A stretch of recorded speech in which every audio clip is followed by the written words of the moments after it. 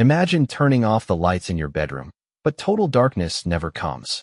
You look in the mirror and realize in horror, the light is coming from inside your own mouth. Your gums are pulsing with a toxic, neon green glow. But this is not magic. It is rot. Your jawbone is dying inside your living face, exhaling the smell of garlic and death. And the only way to stop it? To let a surgeon rip your entire lower jaw out while you are wide awake.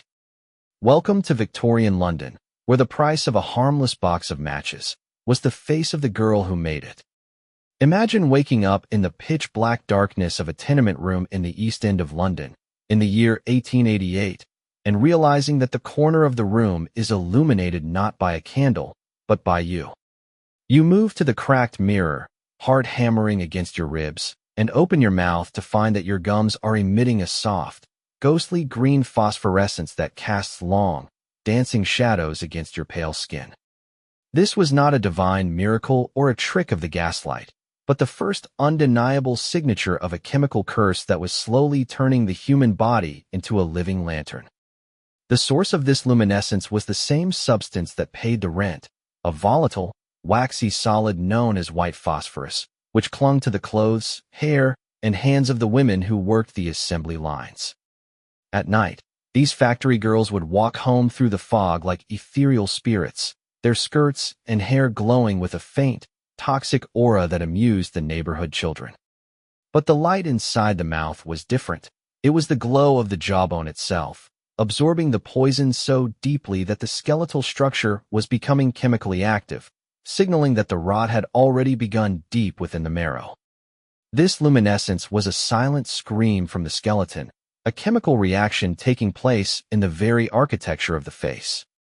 In the cramped, damp flats of Bow and Whitechapel, where coal smoke usually obscured the stars, these women carried their own constellations in their mouths, a terrifying starlight born of industrial negligence.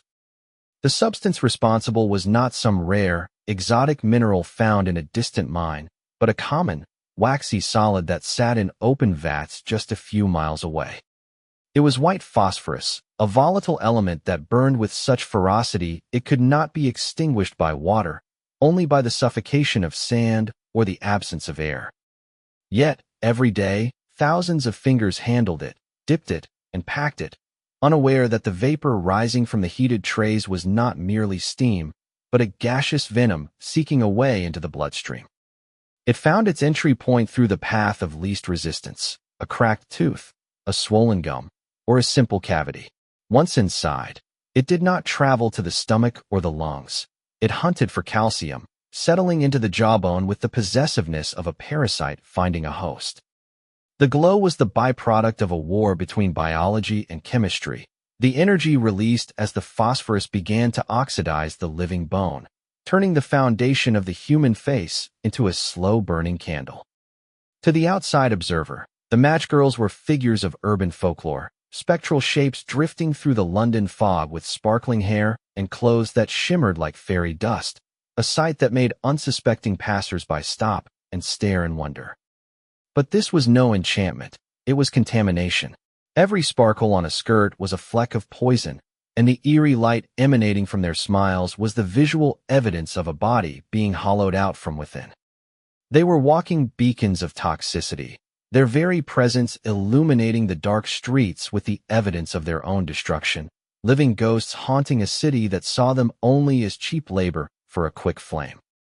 Inside the cavernous brick belly of the Bryant and May factory, the air hung thick with white vapor that smelled distinctly of garlic and brimstone, a cloying scent that coated the lungs and settled on the tongue like a physical weight. Hundreds of women and girls, some as young as 12 or 13, stood for 14 hours a day dipping wooden sticks into heated trays of a glowing, lethal paste, creating the friction matches that were revolutionizing Victorian domestic life. They were known as the match girls, and they were the disposable engines of a booming industry, earning a pittance to create the lucifers that brought instant fire to the hearths of the empire. To enter the Fairfield Works in Bow was to step into a different atmospheric reality, a sealed ecosystem where the laws of health were suspended in favor of the laws of production.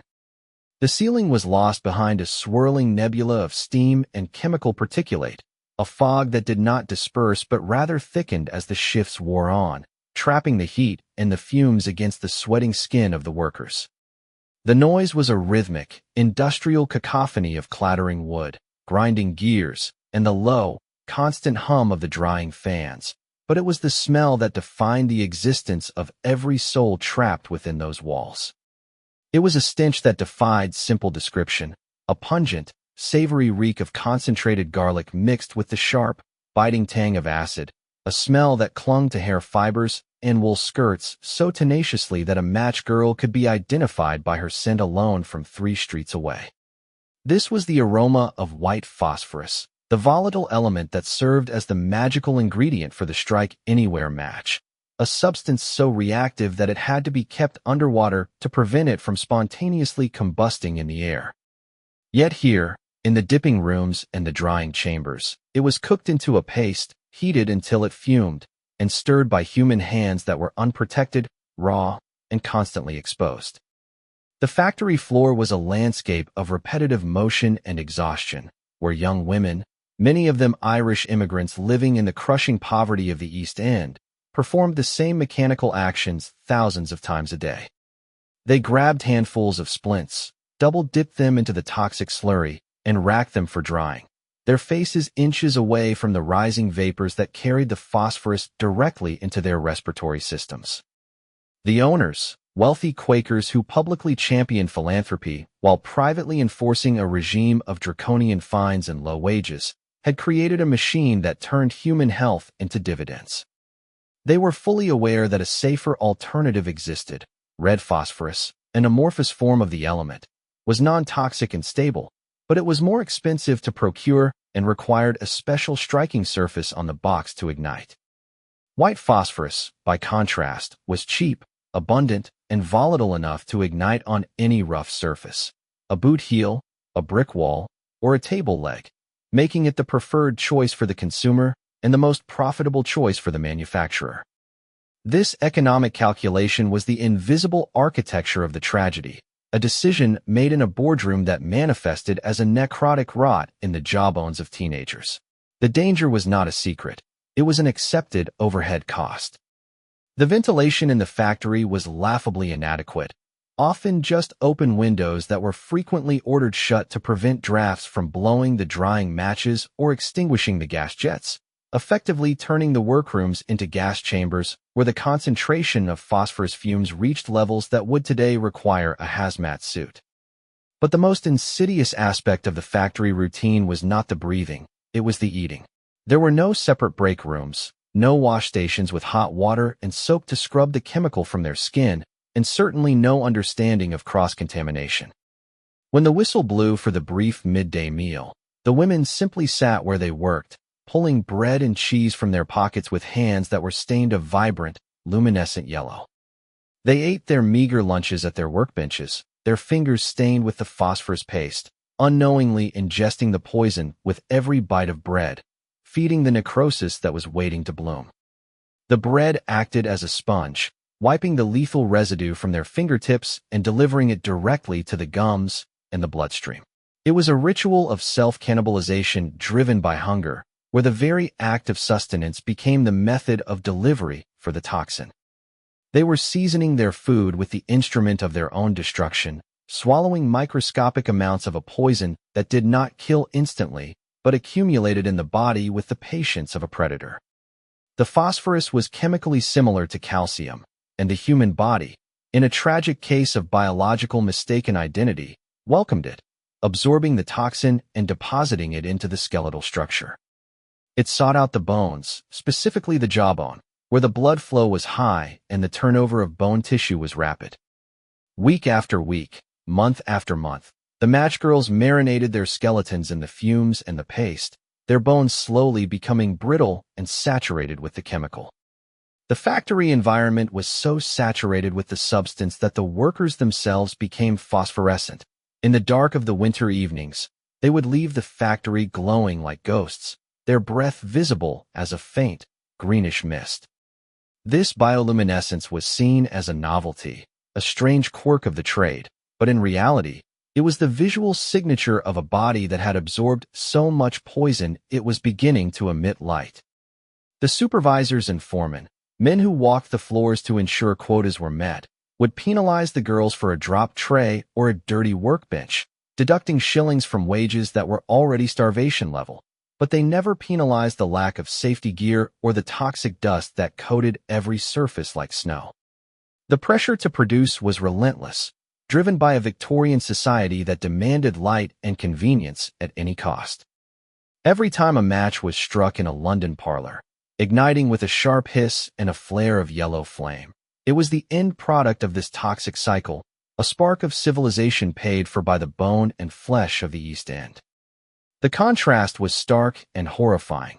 The Lucifer match, named after the fallen angel of light, brought warmth and illumination to the wealthy, while casting the women who made them into a darkness filled with pain and decay. The factory was a temple to this dark trade, a place where the air tasted of metal and garlic, where the walls sweated chemicals, and where the simple act of breathing was a slow gamble with mortality. As the girls laughed and chattered over their tainted bread, ignoring the aches in their teeth or the soreness in their gums, they had no way of knowing that the chemical they handled so casually had already marked them, that the fuse had been lit not on a wooden stick, but inside the marrow of their own faces, burning with a cold, green fire that no water could ever put out. The nightmare usually began innocuously enough with a simple toothache, a dull, throbbing pain that the women dismissed as just another hardship of poverty, indistinguishable at first from the myriad of other ailments that plagued the slums of the East End. In a life defined by 14-hour shifts, malnutrition, and the constant damp of the London fog, a sore molar was a triviality, a nuisance to be ignored or dulled with a rag soaked in cheap gin. However, this was no ordinary cavity, and the pain was not a signal of simple decay, but the herald of a chemical invasion that had finally breached the body's defenses. The phosphorus, having permeated the soft tissue of the gums through microscopic cracks and cavities, had reached the alveolar bone, and once it made contact with the skeletal structure, the biological clock began a terrifying countdown. When the pain became unbearable, driving sleep away and making the simple act of chewing an agony, the woman would inevitably seek out a local dentist or a barber surgeon, scraping together a few pennies to have the offending tooth removed. She would sit in the chair, gripping the armrests until her knuckles turned white, expecting the sharp crack of the extraction to bring relief, the bloody gap in her gums serving as the end of her suffering. But the extraction was not a cure, it was a catalyst. Instead of clotting and healing, the empty socket remained a gaping, weeping red hole, a raw wound that refused to close, as if the flesh itself had forgotten how to knit together. Within days of the extraction, the relief would curdle into a new, far more intense form of suffering, as the trauma of the surgery allowed the phosphorus to flood directly into the exposed jawbone without resistance. The pain would spread rapidly along the jawline, a burning, relentless agony that felt as though the face was being held against a hot iron, driving the victims to the brink of madness and beyond. It was a pain that defied description, a deep, bone-grinding torture that felt as if the jaw was being crushed in a vice and set on fire simultaneously, radiating up into the ears and down into the neck, turning the entire head into a chamber of torment. The swelling followed the pain, starting as a lump and expanding with grotesque speed, distorting the symmetry of the face until the cheek ballooned outward, pulling the eye shut and twisting the mouth into a permanent, lopsided grimace. This was not the soft swelling of a bruise, but a hard, angry distension of tissue fighting a losing battle against the necrosis beneath. Inside the mouth, the landscape was turning into a horror show. The gums, once pink, would swell and turn a violet black, a color found nowhere in a healthy body, signaling that the tissue was suffocating, dying while still attached to the skull. As the necrosis deepened, abscesses began to form along the jawline and inside the cheeks, pockets of corruption that would eventually burst under the pressure of the decay. When they ruptured, they released a discharge so putrid that it defied the vocabulary of medical men and horrified even the hardened residents of the slums. It was a thick, greenish-yellow pus that did not merely drip but poured from the open sores, carrying with it the unmistakable, cloying stench of garlic-laced rot. This smell was the olfactory signature of phossy jaw, a unique and terrifying aroma that combined the sharp, chemical tang of the phosphorus with the sweet, nauseating reek of rotting meat. It was a smell so potent and pervasive that it clung to the curtains, the bedding, and the walls, turning the victim's home into a place of recoil and disgust. Families, no matter how loving, found themselves unable to endure the proximity to the afflicted woman. Husbands would sleep in other rooms or leave the house entirely, and children would recoil from their mother's touch, gagging at the scent of death that exhaled from her mouth with every breath. The distinctive odor of garlic-laced rot became a scarlet letter, a sensory warning that the woman was decomposing while still drawing breath, her body rejecting its own structure in a rebellion sparked by corporate negligence. The social isolation was immediate and devastating, compounding the physical agony with the crushing weight of loneliness and shame. These women, who had once been the vibrant, laughing heart of the factory floor, were now pariahs in their own neighborhoods, forced to hide their disfigured faces behind veils or stay locked indoors, away from the staring eyes of the public. They became prisoners of their own decaying bodies, trapped in darkened rooms where they nursed a pain that no laudanum could fully silence. The physical deterioration accelerated with terrifying momentum. As the gum tissue died and receded, the teeth became loose, not falling out, but floating in the suppurating mush of the gums like keys on a broken piano. A victim could reach into her mouth and wiggle her molars with a terrifying ease, feeling them disconnect from the dying bone beneath, yet the pain of their movement was excruciating.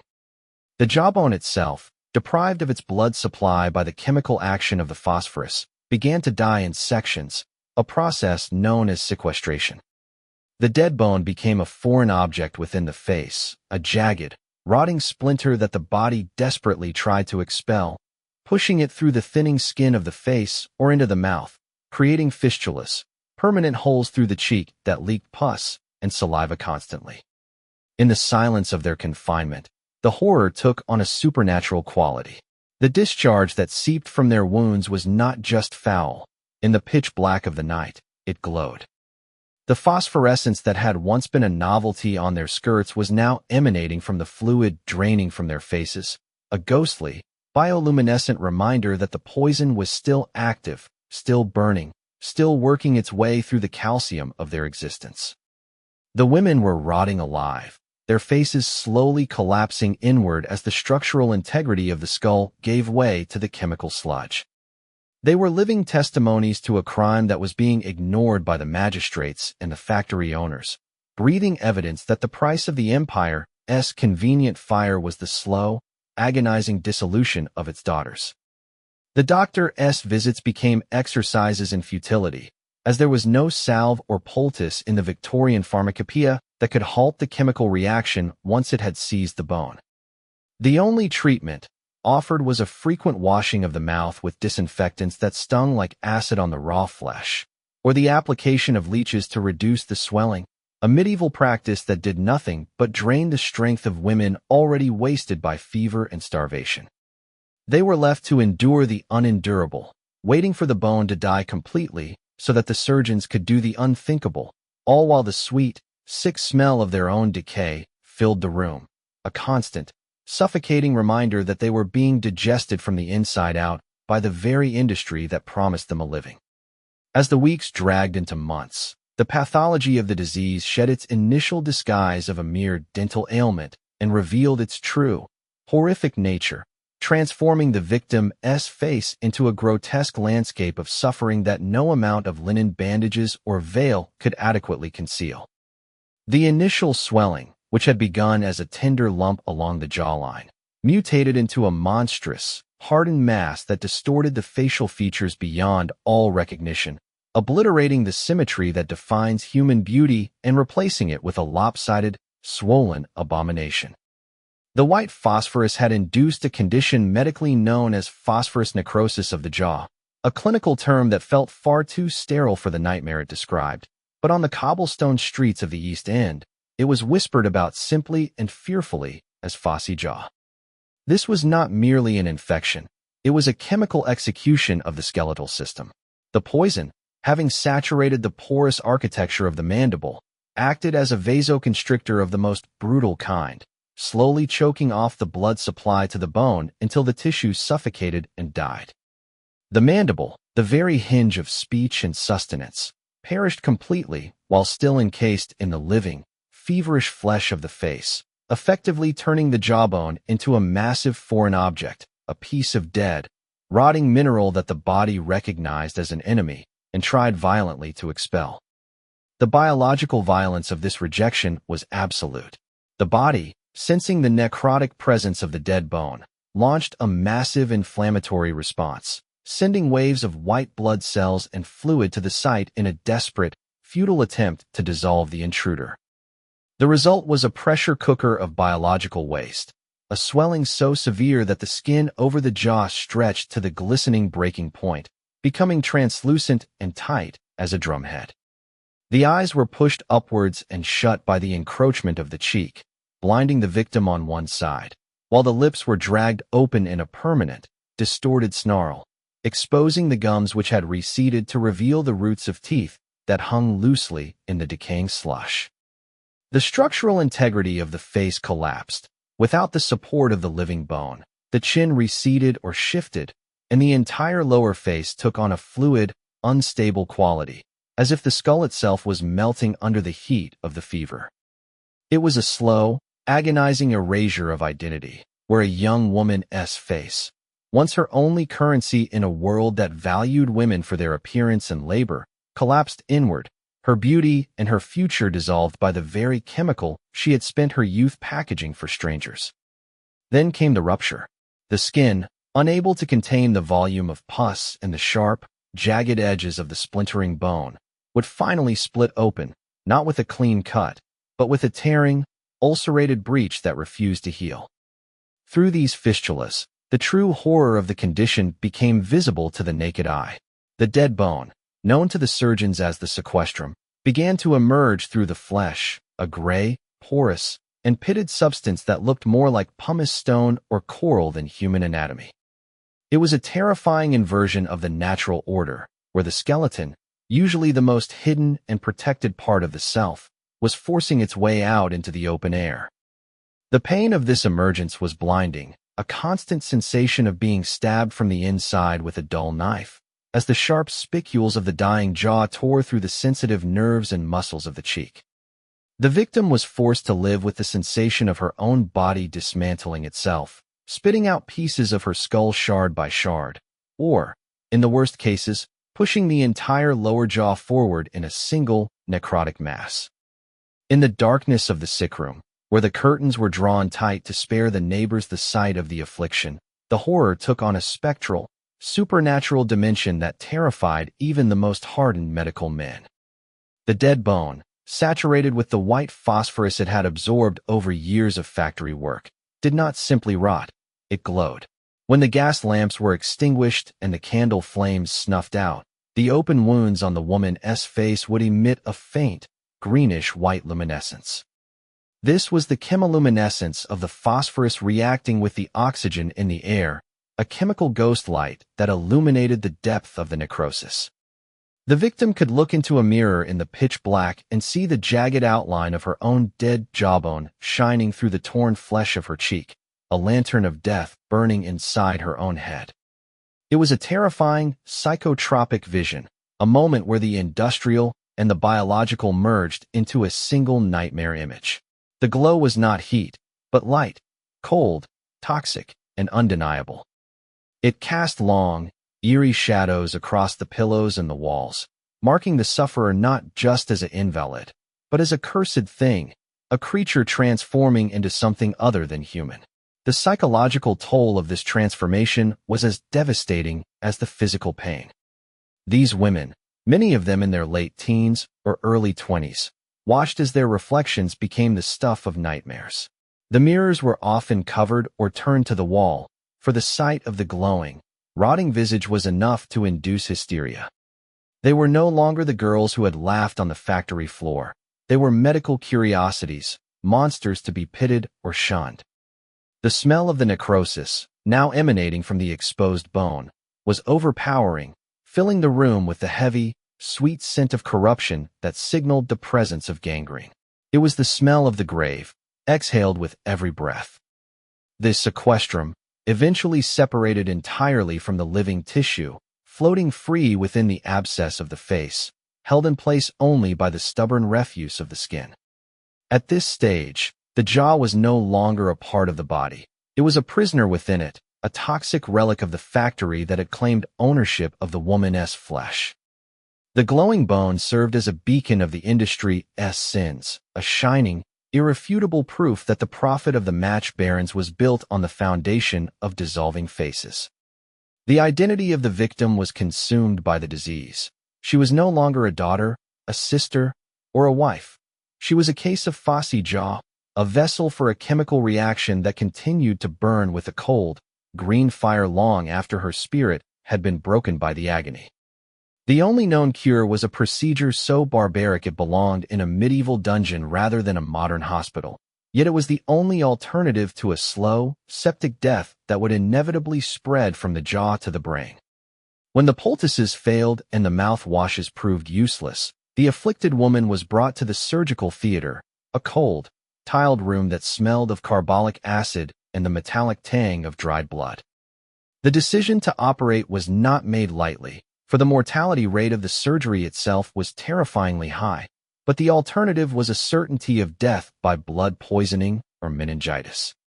The patient would be strapped to a wooden chair or a narrow operating table, the leather restraints pulled tight across her chest and arms to prevent the violent thrashing that instinct would dictate once the steel touched the bone. While chloroform or ether might be administered to dull the edge of the consciousness, the sheer depth of the agony often punched through the chemical haze, leaving the patient in a twilight state of paralyzed terror where the pain was distant but the pressure and the sounds were horrifyingly present. The surgeon, often wearing an apron stiff with the gore of previous amputations, approached the victim not as a healer, but as an excavator, armed with heavy forceps, retractors, and a saw, tools that looked more suited for carpentry than for the delicate anatomy of the human face. The operation, known as a sequestrectomy, was a brutal exercise in removal that required physical strength as much as medical precision. The surgeon would begin by slicing open the gums and often the cheeks themselves, flaying the soft tissue back to reveal the full extent of the devastation. The sight that greeted them was the stuff of nightmares. The mandible, once the ivory scaffold of a smile, was now a gray, pitted, and dead mass, separated entirely from the living flesh that surrounded it. It sat in a bed of pus and granulation tissue, a foreign object that the body had been trying to spit out for months. Because the necrosis had severed the connections between the bone and the periosteum, the surgeon could technically lift the bone out, but the reality was far more violent. He would grip the dead mandible with heavy steel forceps, clamping down on the rotting mineral with crushing force, and begin to wrench it free. The bone was often still held in place by stubborn strands of dying ligaments and the sheer suction of the swollen tissue, requiring the surgeon to twist and pull with a brutality that shook the patient's entire head. The sound of the extraction was the moment that stayed with the medical students and nurses for the rest of their lives, a noise that transcended the sterile environment of the hospital. It was a wet, sickening cracking report, the sound of a root being torn from the wet earth, magnified by the acoustics of the skull. It was the sound of the structural foundation of the face being ripped away, a deep, guttural snap that signaled the severance of the jaw from the skull. In one gruesome, fluid motion, the surgeon would pull the entire lower jawbone out of the mouth, often in a single, horseshoe-shaped piece that was perforated like a sponge and heavy with the weight of the absorbed phosphorus. For a moment, the room would be silent, save for the heavy breathing of the surgeon and the ragged gasps of the patient, while the extracted bone was dropped into a metal tray with a heavy clatter, a piece of the human skeleton that had been killed by industry while the rest of the body lived on. The void left behind was catastrophic. The tongue, losing its anterior anchor, would often loll back into the throat, threatening to suffocate the patient, requiring the nurse to hook it and pull it forward, pinning it to the cheek or lip with a suture just to keep the airway open.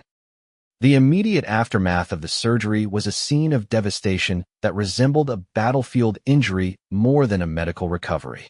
The face, stripped of its lower bony architecture, collapsed instantly. The skin and muscles of the chin and lower cheeks, having nothing to drape over, fell inward, creating a terrifying, hollow profile that medical textbooks cruelly referred to as frog face. The patient would wake from the ordeal to find that the lower half of her world had been erased. The pain of the necrosis was gone, replaced by the searing agony of the surgical wounds and the profound, phantom ache of a missing limb that happened to be her own face. The recovery ward was a place of silent weeping, where women lay with their heads bandaged like mummies, unable to speak, unable to scream, and unable to close their mouths. They were alive, but the price of their survival was the total forfeit of their identity. They had entered the hospital as suffering women and emerged as disfigured survivors, marked by a surgery that saved the life by destroying the visage.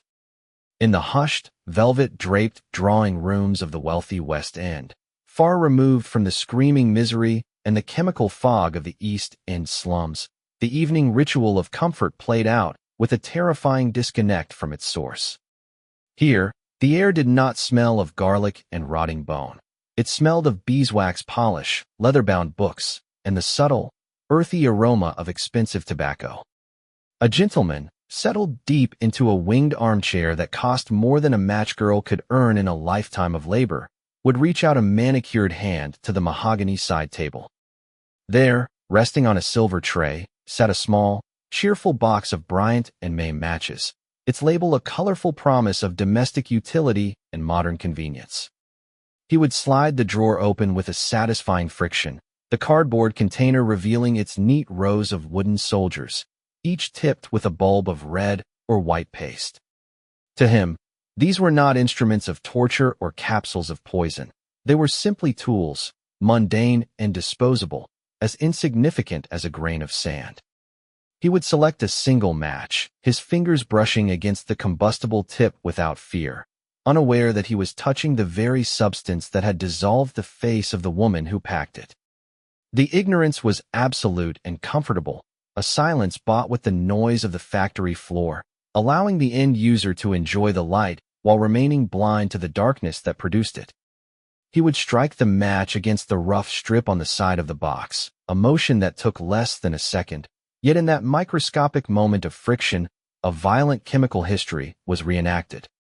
The sharp hiss of ignition was a miniature echo of the industrial machinery, and the sudden flare of the flame was a chemically identical twin to the ghostly glow that haunted the sick rooms of Bow. As the white phosphorus caught fire, it burned with a ferocious, blinding intensity, a tiny, captive star that sizzled with the energy of a stolen life.